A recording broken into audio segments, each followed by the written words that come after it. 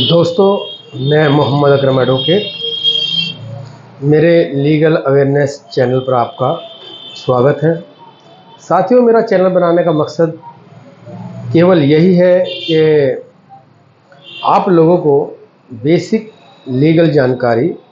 मेरे वीडियो के द्वारा मिलती रहे। इसलिए आप मेरे चैनल को लाइक, सब्सक्राइब और शेयर ज़रूर करें ताकि लगातार इस तरह की वीडियो आप तक पहुंचती रहे और मैं आपको कानूनी जानकारी से अवगत कराता रहूं। अब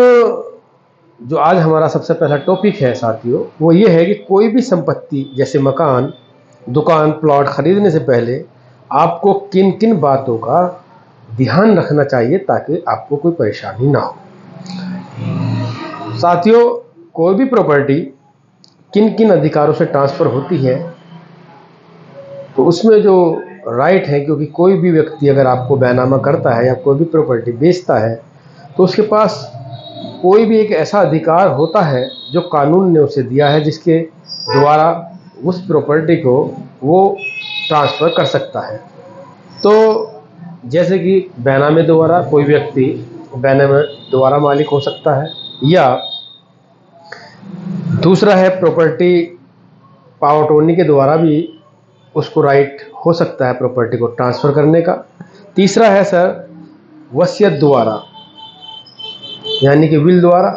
और चौथा विरासत द्वारा। और पांचवा गिफ्ट डीड, हिबा या दान द्वारा। अब साथियों, आज हम केवल यहाँ जो चर्चा करेंगे केवल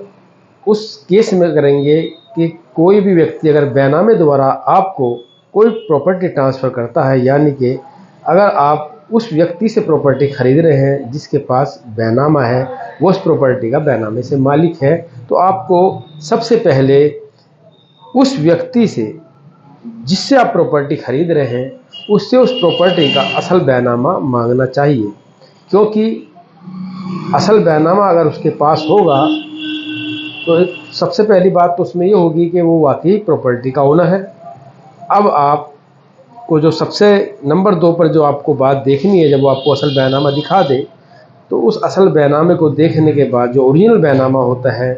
तो आपको जो दूसरी बात उसमें गौर करनी है, जो देखनी है, ये देखना है कि क्या इस प्रॉपर्टी पे न्यायालय से, अदालत से कोई ज़मानत तो नहीं दी गई है। क्योंकि देखने में आया है बहुत लोग पैसा दे देते हैं, एडवांस दे देते हैं और बैनामा चेक नहीं करते, बाद में हमारे पास आते हैं और कहते हैं कि साहब इस पर देखिए, हम बोलते हैं कि इस पर तो ज़मानत ली गई है, लेकिन तब तक देर हो चुकी है होती है। अब अगर किसी आदमी ने ज़मानत ले रखी है, उस पर मोहर लगी हुई है, तो उससे पूछिए कि भाई इस पर तो आपने ज़मानत ले रखी है। अगर वो व्यक्ति आपसे कहता है, बेचने वाला, कि हाँ मैंने ज़मानत ले रखी है मगर अदालत से केस ख़त्म हो चुका है, तो अब आप उससे केस के ख़त्म होने के पेपर लीजिए, जिससे कि आपका यह हो जाए पक्का कि हाँ वाकई केस ख़त्म हो चुका है। अब तीसरी जो बात है, किसी भी प्रॉपर्टी का कोई भी एडवांस देने से पहले आपको उस व्यक्ति से वो असल बैनामा मांगना चाहिए। कोई व्यक्ति अगर मान लो आपसे कहता है कि साहब मैं कल आपको बैनामा दे दूंगा, आज आप मुझे बयाना दे दें, तो ऐसा कभी भी ना करें। उसे कोई भी बयाने की राशि ना दें जब तक आप असली बैनामा ना देख लें। नंबर 4, अगर जिस प्रॉपर्टी को आप खरीद रहे हैं वो ऐसे व्यक्ति के नाम है जो एक्सपायर हो चुका है, जिसका इंतकाल हो चुका है, जिसका देहांत हो चुका है, तो अब आप को सबसे पहले जो उस व्यक्ति का डेथ सर्टिफिकेट उस व्यक्ति से मांगे जो उस प्रॉपर्टी को आपको बेच रहा है, जिससे कि यह समाधान हो जाए कि ये वाकई ये व्यक्ति जो इस प्रॉपर्टी का ओनर था कि इसकी मृत्यु हो चुकी है, तो डेथ सर्टिफिकेट ये आपको प्रूफ कर देगा। उसके बाद आप उससे कहिए, अब उसके बाद उसके जो भी वारिस हैं उनकी अच्छी तरह से जांच पड़ताल करने के उपरांत ही आप उसके वारिसों से,